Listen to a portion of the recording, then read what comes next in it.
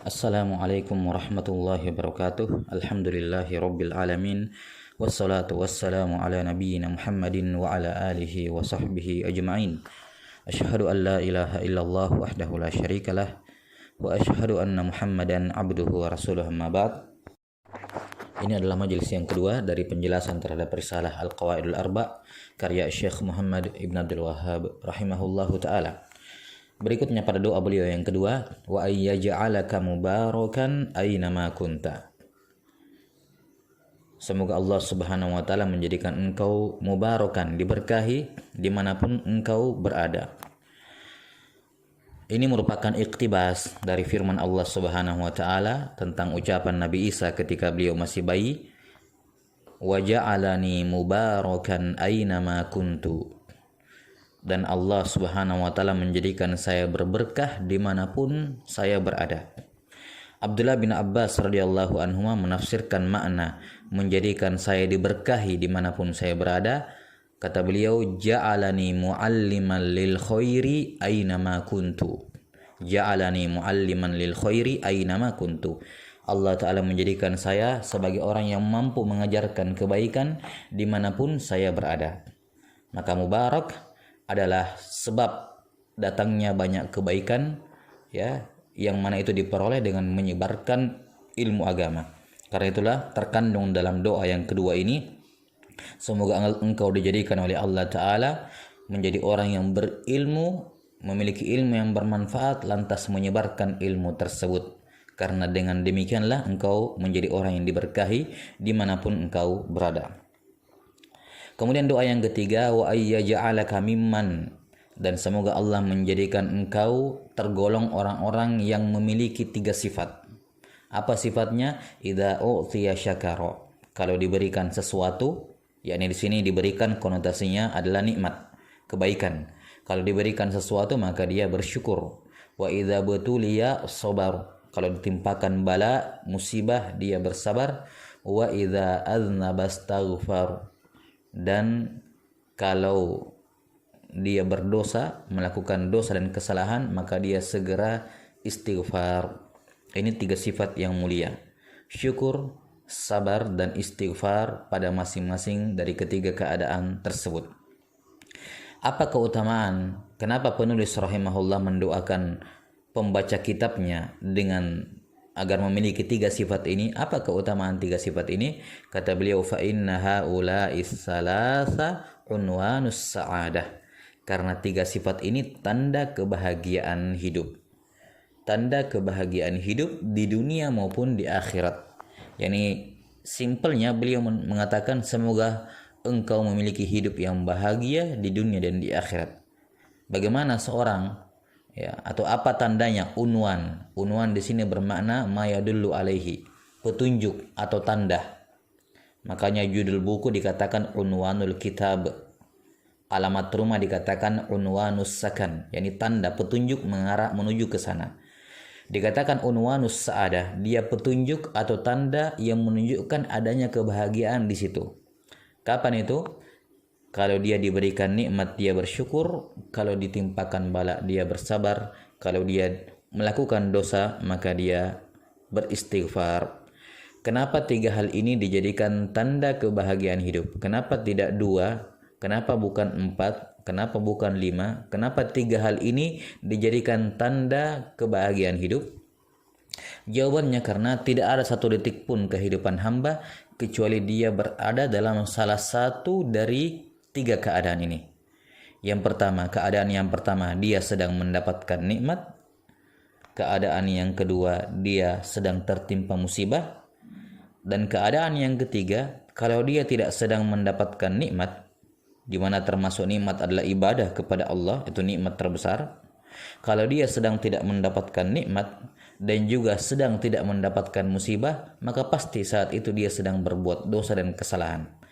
Tidak ada satu detik pun kehidupan hamba kecuali berada pada tiga momen ini: mendapatkan nikmat, mendapatkan musibah, atau sedang bikin dosa. Maka siapa saja yang bisa bereaksi ataukah bermuamalah dengan Allah Subhanahu wa taala dengan muamalah yang terbaik, dengan respon yang terbaik pada tiga keadaan ini, maka pastilah sepanjang kehidupannya di dunia ini akan bahagia, yang menjadi sebab dia bahagia di hari kiamat kelak. Apa respon yang paling baik ketika menyikapi tiga keadaan ini? Ya, sebagaimana yang beliau sebutkan. Ketika mendapatkan nikmat, responnya adalah bersyukur. Ketika tertimpa musibah, dia responnya adalah bersabar. Dan ketika melakukan kesalahan dan dosa, maka respon terbaik adalah minta ampun, istighfar, yakni su'alul maghfirah. Istighfar yakni su'alul maghfirah, meminta ampunan dari Allah Subhanahu wa taala. Siapa yang konsisten dengan tiga sifat ini, maka pasti kehidupannya bahagia. Setelah itu beliau rahimahullahu taala pindah ke muqaddimah yang kedua, yang mana isinya adalah menjelaskan apa itu al-hanifiyah. Apa itu al-hanifiyah, kemudian penjabaran definisinya. Kata beliau rahimahullahu taala, i'lam arsyadakallahu li ta'atih. Ketahuilah semoga Allah memberikan petunjuk kepadamu untuk senantiasa taat kepadanya. Apa yang harus kita ketahui? Annal hanifiyyata millata Ibrahim an ta'budallaha wahdahu mukhlishan lahuddin. Ketahuilah bahwa al-hanifiyah yang menjadi millahnya Ibrahim adalah engkau beribadah kepada Allah semata seraya mengikhlaskan amalanmu untuk Allah.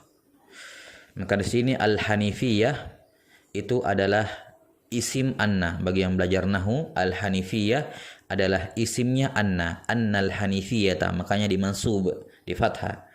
Sementara millata Ibrahim adalah badal dari al-hanifiyah. Badal dari al-hanifiyah. Ya.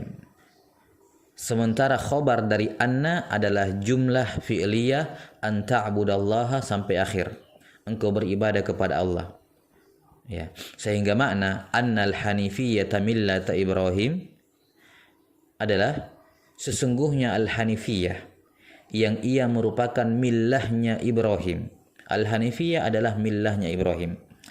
Atau secara i'rab juga bisa kita katakan millata Ibrahim adalah atful bayan dari al-hanifiyah. Atful bayan dari al-hanifiyah, yakni millata Ibrahim adalah ataf yang menjelaskan al-hanifiyah, bahwa al-hanifiyah adalah millah Ibrahim. Apa itu al-hanifiyah? Apa itu millah Ibrahim? Yaitu an ta'budallaha wahdahu mukhlishan lahuddin, sampai akhir kalimat. Baik. Di sini penulis rahimahullahu taala menjelaskan al-hanifiyah. Al-hanifiyah, apa itu al-hanifiyah? Al-hanifiyah secara syariat memiliki dua makna. Ada makna umum dan ada makna khusus. Ada makna umum dan ada makna khusus. Adapun makna umum, al-hanifiyah bermakna al-Islam. Bermakna al-Islam. Iya.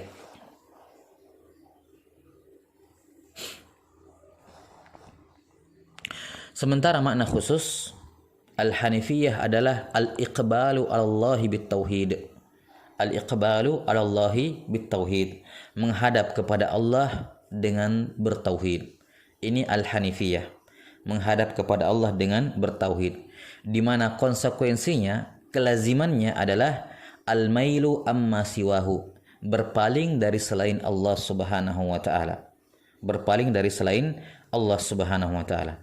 Ini yang paling tepat dalam definisi al-hanifiyah dalam makna khusus.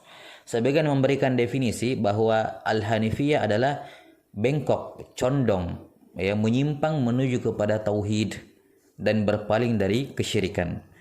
Ya, intinya maknanya benar, cuman di sini yang keliru adalah pemilihan diksinya. Bahwa al-hanifiyah diartikan menyimpang atau keluar dari jalan yang lurus dan semacamnya. Walaupun itu dikatakan menyimpang menuju tauhid dan meninggalkan kesyirikan. Yang benarnya, sebagaimana yang dijelaskan oleh Syekh Saleh Al-Utsaimin hafizahullahu taala, bahwa makna al-hanifiyah yang hakikat adalah menghadap kepada Allah dengan tauhid. Al-iqbalu 'alallahi bit-tauhid. Ini makna al-hanifiyah yang hakiki. Adapun berpaling, menyimpang dari kesyirikan, menyimpang dan berpaling dari selain Allah, itu adalah konsekuensi dan kelaziman dari al-hanifiyah, bukan termasuk dari definisi al-hanifiyah. bukan termasuk dari hakikat definisi al-hanifiyah, melainkan konsekuensi dari al-iqbalu 'ala Allahi bitauhid. Taib. Wallahu a'lam bissawab. Subhanakallahumma bihamdik asyhadu an la ilaha illa anta astaghfiruka wa atubu ilaik. Walhamdulillahirabbil alamin.